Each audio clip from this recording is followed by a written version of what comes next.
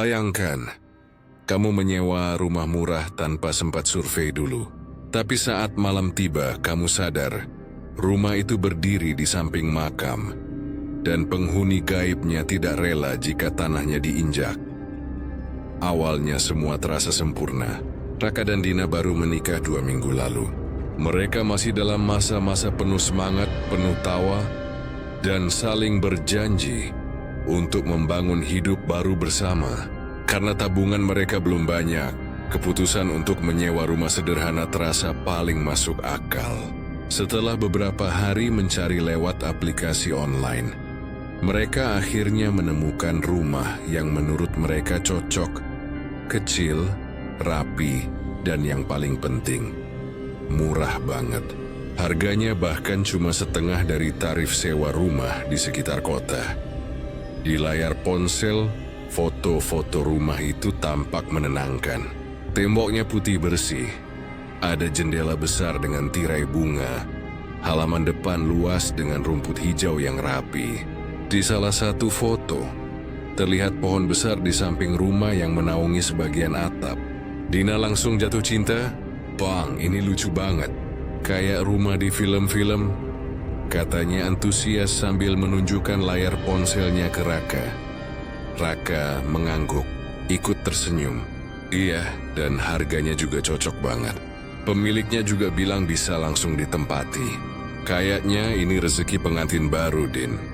Mereka sama sekali nggak curiga. Tidak ada yang aneh dari iklan itu. Nomor pemiliknya aktif, dan suaranya di telepon terdengar ramah. Tanpa pikir panjang, mereka pun memutuskan untuk pindah hari itu juga. Jalan menuju rumah kontrakan itu agak sepi, tapi masih dalam wilayah yang tampak wajar. Pohon-pohon besar tumbuh di kanan kiri jalan, dan udara terasa sejuk. Rumah-rumah tetangga memang jaraknya berjauhan, tapi buat mereka itu malah menyenangkan. "Tenang banget ya, enak buat istirahat," ujar Raka saat mobil pickup mereka berhenti di depan rumah. Rumahnya benar-benar seperti di foto. Mungil catnya masih baru.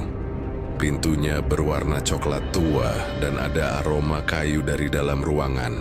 Dina tersenyum lega. "Aku suka banget tempat ini," katanya sambil mengelus dinding ruang tamu yang masih bersih. Namun ada satu hal yang sempat membuat Dina menelan ludah. Saat membantu menurunkan perabot dari mobil, matanya menangkap sesuatu di balik semak tinggi di samping rumah.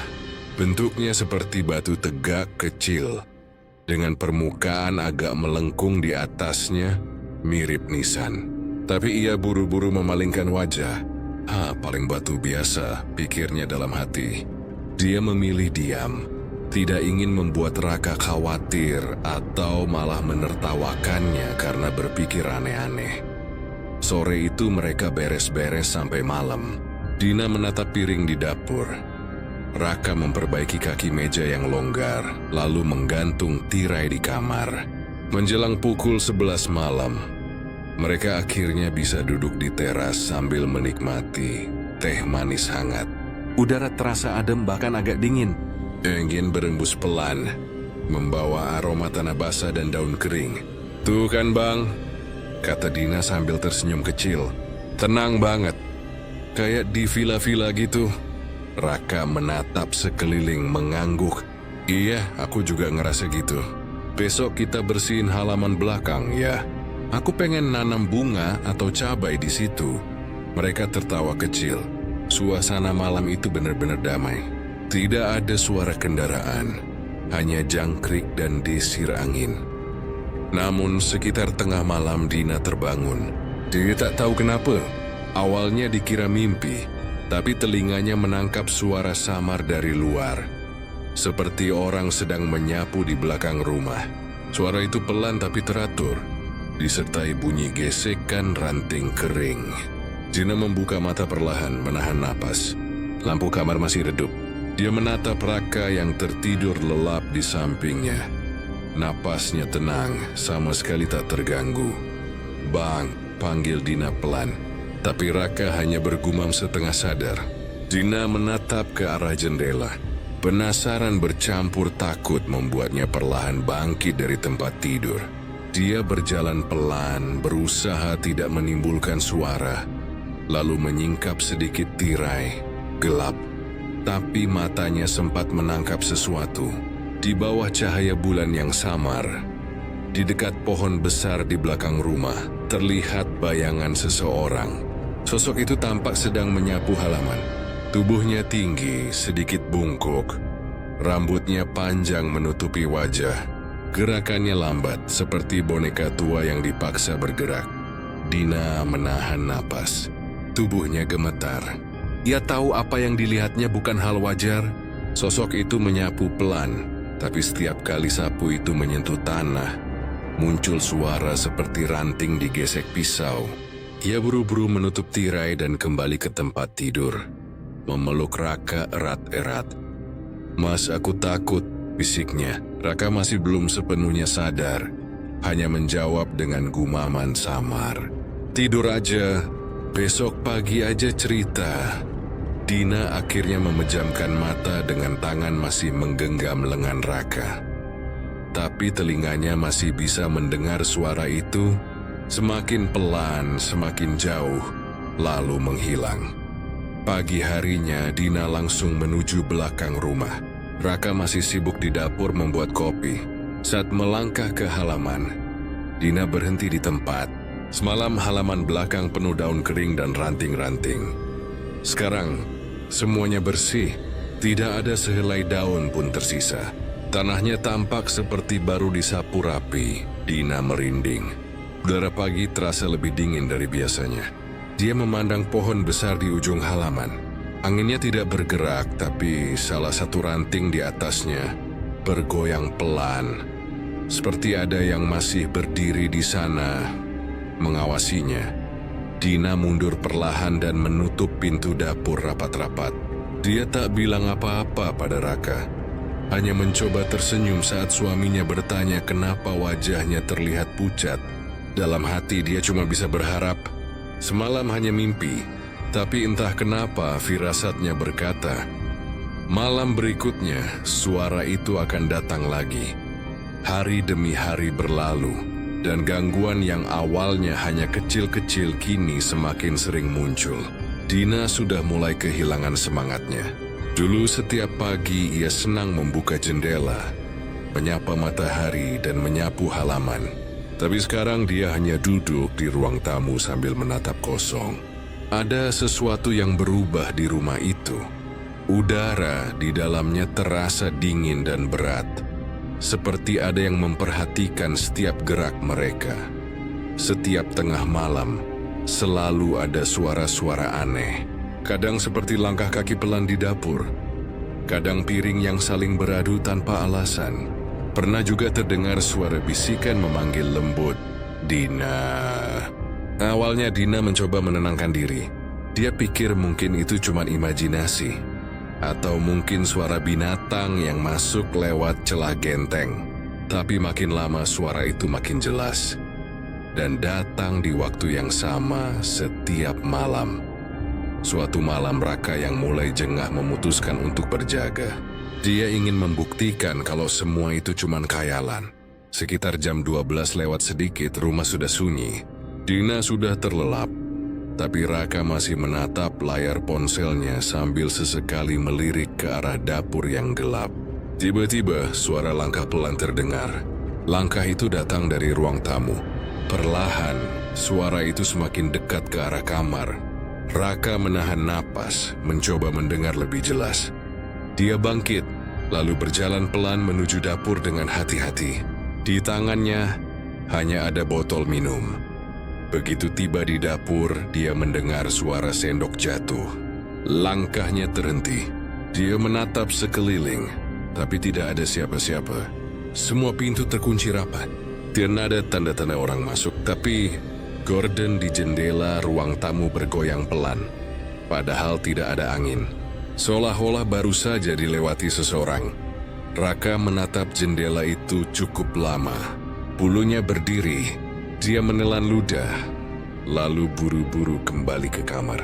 Pagi harinya, dia tidak langsung cerita ke Dina. Tapi dari wajah istrinya yang pucat, dia tahu kalau Dina juga mendengar hal yang sama. "Bang, semalam kamu dengar langkah kaki juga?" Tanya Dina pelan sambil memegang cangkir teh.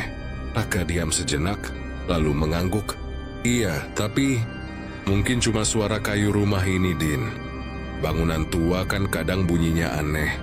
Dina tidak menjawab, tapi matanya menunjukkan kalau dia tidak percaya. Siang itu Raka memutuskan keluar sebentar. Dia mampir ke warung kecil di ujung jalan. Tempat satu-satunya warga yang masih buka di sekitar sana.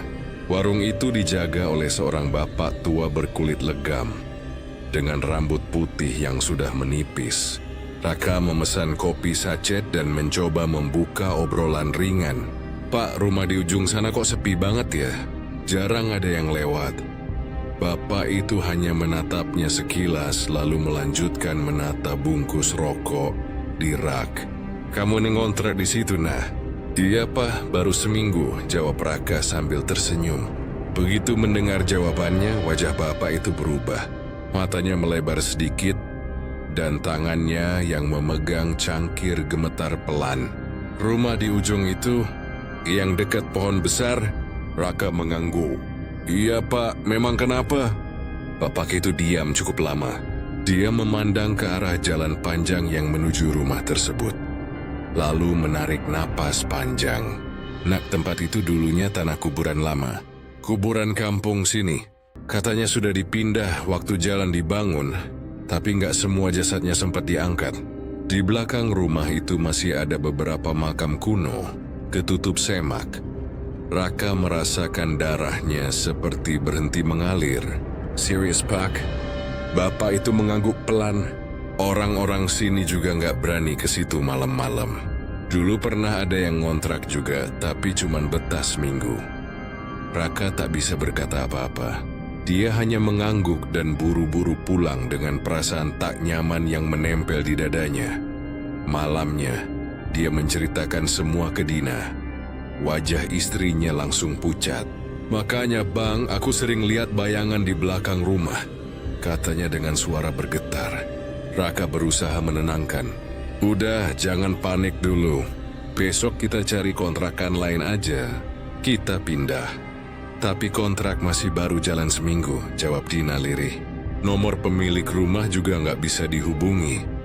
Raka mengeluarkan ponselnya, mencoba menelpon nomor yang dulu dipakai pemilik rumah.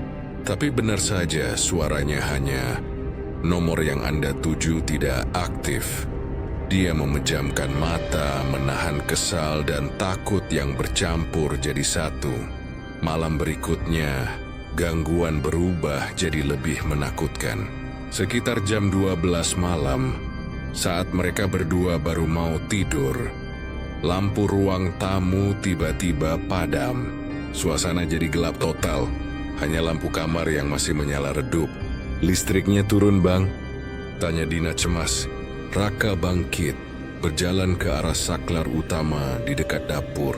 Tapi sebelum sempat menyalakan, terdengar suara dari lorong rumah. Suara langkah kaki berat berjalan bolak-balik. Langkahnya lambat tapi sangat jelas. Raka berdiri kaku di tempat, napasnya tercekat. Dina dari kamar menatap ke arah lorong dengan mata lebar. Tangannya gemetar memegang ujung selimut.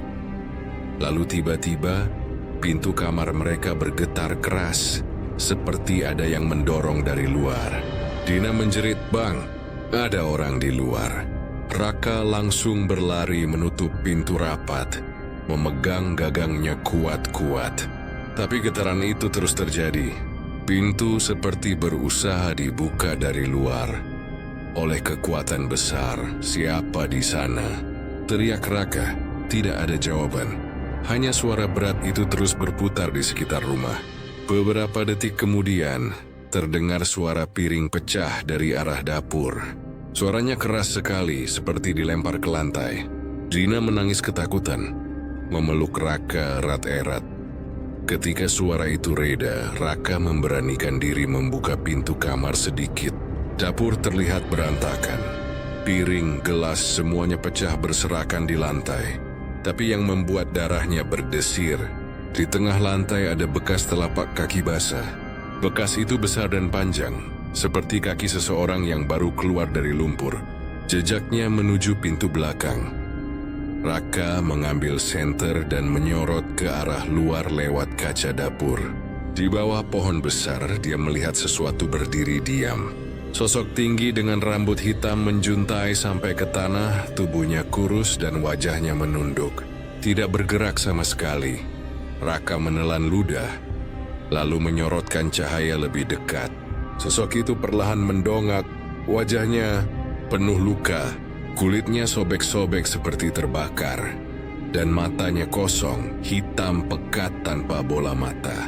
Raka terkejut sampai senter di tangannya hampir terjatuh.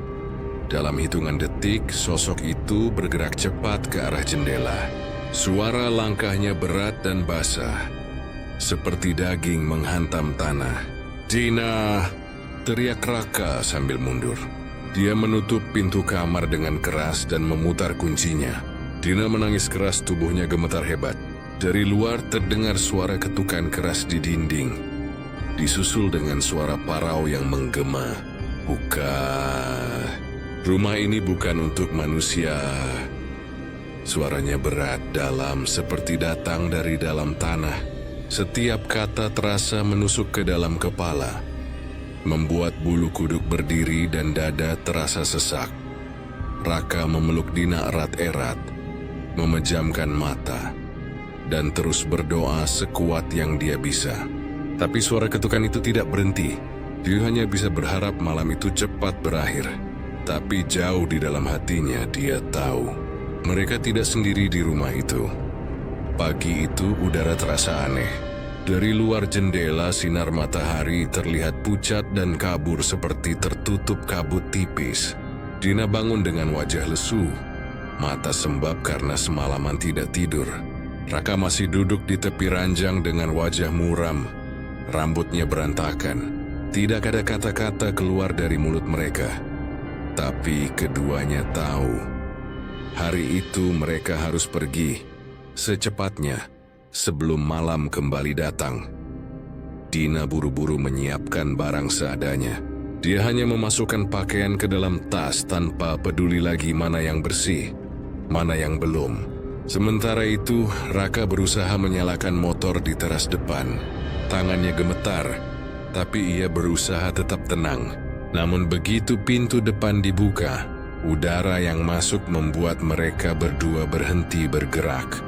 Udara di luar terasa berbeda, seperti lebih dingin, lebih berat, dan entah kenapa aromanya anyir, bercampur bau tanah basah. Raka melangkah keluar perlahan, menarik motornya ke jalan kecil di depan rumah. Dina mengikutinya dengan wajah pucat. "Mas, kenapa sepi banget ya?" Suaranya hampir seperti bisikan. Raka menoleh ke sekeliling. Jalan di depan rumah itu tampak sama, tapi sepi.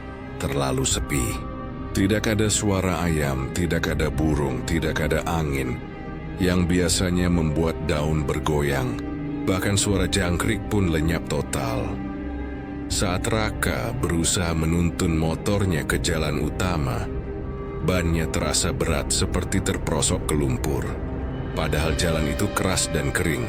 Dia menarik lebih keras lagi, tapi motor seolah tertahan oleh sesuatu yang tak terlihat. Dina yang berdiri di belakang tiba-tiba menoleh ke arah semak tinggi di samping rumah. Ada sesuatu yang membuat langkahnya berhenti. Di balik semak itu tampak beberapa batu tegak berlumut. Dina mendekat pelan, menyingkap daun-daun liar yang menutupi permukaannya. Saat itu juga darahnya seakan berhenti mengalir. Tulisan di salah satu batu masih terbaca jelas. Keluarga Raden Wibowo, wafat 1892. Dina langsung menjerit sekuat-kuatnya dan berlari kembali ke dalam rumah. "Mas, itu makam." Suaranya panik bercampur tangis. Raka menoleh cepat, matanya membulat. Saat itu juga angin bertiup sangat kencang. Udara yang tadinya hening mendadak berubah dingin menggigit. membawa aroma dupa terbakar dan bau anyir seperti darah lama. Dari arah belakang rumah, terdengar lagi suara yang sudah tak asing bagi Dina. Suara sapu yang diseret di tanah, namun kali ini suaranya jauh lebih dekat. Raka menoleh perlahan ke arah belakang, dan di sanalah sosok perempuan tua itu muncul dari balik kabut tipis. Tubuhnya membungkuk, rambutnya panjang acak-acakan menutupi wajah, tapi matanya tampak jelas, merah menyala seperti bara. Kulitnya keabu-abuan, kering, dan di bagian pipi ada sobekan panjang yang membuat bibirnya seolah tersenyum lebar ke arah mereka. Suaranya parau dan serak ketika berbicara. "Kalian menginjak tempat kami. Pergi." Suara itu menggema sampai ke dada. Dina terjatuh tersungkur di lantai, menutup telinganya sambil menangis keras. Raka berlari menarik tangannya, mencoba mengajaknya keluar. Tapi saat mereka berdua mencapai pintu depan, pegangan pintu tak bisa digerakkan. Ditarik sekuat tenaga pun tetap tidak terbuka. Suara-suara aneh mulai muncul dari segala arah. Ada tangisan perempuan, tawa anak kecil, dan bisikan-bisikan pelan yang berdesis di telinga mereka. Lampu-lampu rumah menyala dan mati bergantian dengan cepat. Seperti kedip mata makhluk yang sedang marah, dari dapur terdengar suara benda pecah. Lemari bergetar hebat, dan jendela mulai retak sendiri. Raka menggenggam tangan Dina erat-erat. "Cepat baca doa, Din," teriaknya keras-keras. Mereka berdua membaca doa dengan suara gemetar. Tapi setiap kali mereka menyebut nama Tuhan, suara-suara itu semakin beringas. Dari plafon terdengar suara langkah kaki, seperti seseorang berjalan di atas langit-langit rumah. Kemudian terdengar suara berat seperti sesuatu yang menjatuhkan diri dari atas. Raka menatap ke arah ruang tamu, dan di sana, di tengah lantai, ada bayangan hitam tinggi yang mulai terbentuk perlahan. Bentuknya samar, tapi matanya merah menyala dan suaranya seperti angin yang berdesir dari dalam bumi. "Ini tanah kami, kalian harus pergi." Dina berteriak histeris, tubuhnya hampir pingsan. Raka berlari ke arah pintu lagi, menendangnya sekuat tenaga sambil terus berdoa. "Ya Allah, lindungi kami," teriaknya sekuat tenaga. Saat itu juga semuanya berhenti. Sunyi. Tidak ada suara, tidak ada angin, tidak ada gerakan. Lalu perlahan pintu depan terbuka sendiri. Keras sekali, seperti didorong dari dalam oleh kekuatan besar. Cahaya terang dari luar menembus ruangan yang gelap itu. Tanpa pikir panjang, Raka menarik Dina keluar. Dan mereka berdua berlari sekuat tenaga tanpa menoleh ke belakang. Begitu sampai di jalan utama, semuanya berubah drastis. Udara terasa normal kembali, hangat dan matahari bersinar terang. Suara ayam terdengar.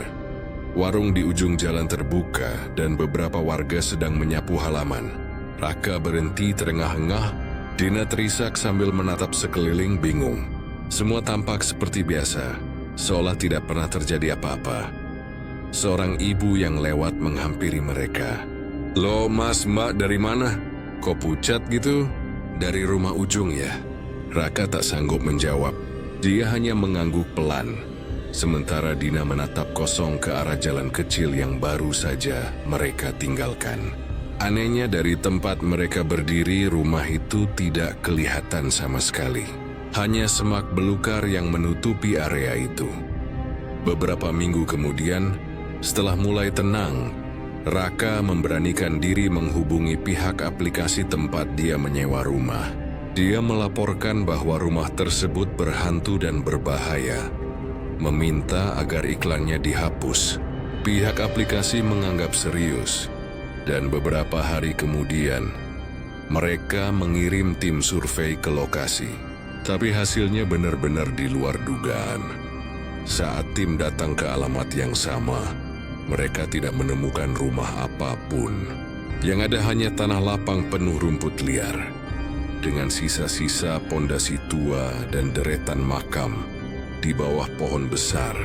Salah satu petugas sempat mengambil foto, dan di foto itu terlihat samar-samar bentuk rumah seperti bayangan. Tapi saat difoto ulang, bayangan itu sudah hilang. Warga sekitar membenarkan cerita Raka. Mereka bilang, dulu memang ada rumah di situ, tapi sudah lama terbakar dan tak pernah dibangun lagi. Sejak saat itu katanya tempat itu sering menipu orang. Rumah yang tampak indah di siang hari akan berubah menjadi rumah kematian di malam hari. Rumah yang hanya muncul bagi mereka yang tergoda harga murah dan bagi arwah yang ingin mencari teman baru. Dan entah kenapa, beberapa bulan setelah kejadian itu, beberapa pengguna aplikasi properti mengaku masih melihat iklan dengan foto rumah mungil yang sama. Judulnya polos dan menggoda. Kontrakan nyaman, lokasi tenang siap huni, harga sewanya sangat murah, dan lokasinya tercantum jelas. Rawa Sendang Timur nomor 13, tepat di samping makam tua. Tapi kalau kamu coba datang ke sana, yang kamu temukan hanya tanah kosong, angin dingin, dan bau dupa yang samar tercium di udara.